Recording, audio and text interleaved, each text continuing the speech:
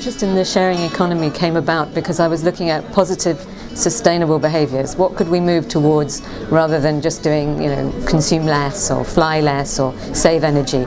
Finding a way of actually motivating people to do something that felt positive and contributed to their community.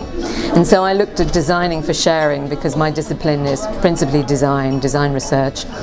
And in doing so, I was looking at how different structures in society contribute to people's ability to share with other people, and what we understood by that, and whether they were principally financial, or whether they were motivated by perhaps a more collectivist understanding.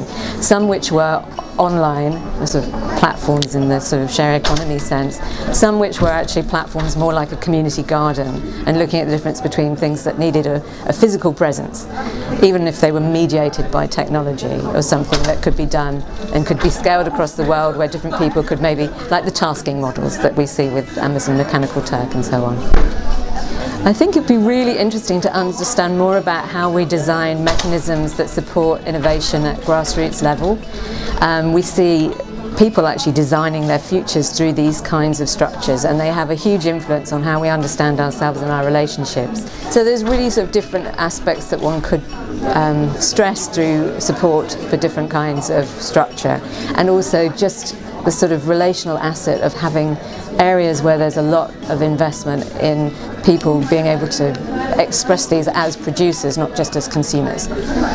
I think really it's to understand how it can function as part of community and society, and not only see it as a transactional model, but understand it as something that is potentially making our societies. And we talk about inequality and equity and the way that we can move towards shared resources for people who have fewer resources, rather than going towards a more individualistic understanding of sharing. I think that something as broad as the EU has a potential to legislate or encourage that kind of behaviour. Yeah.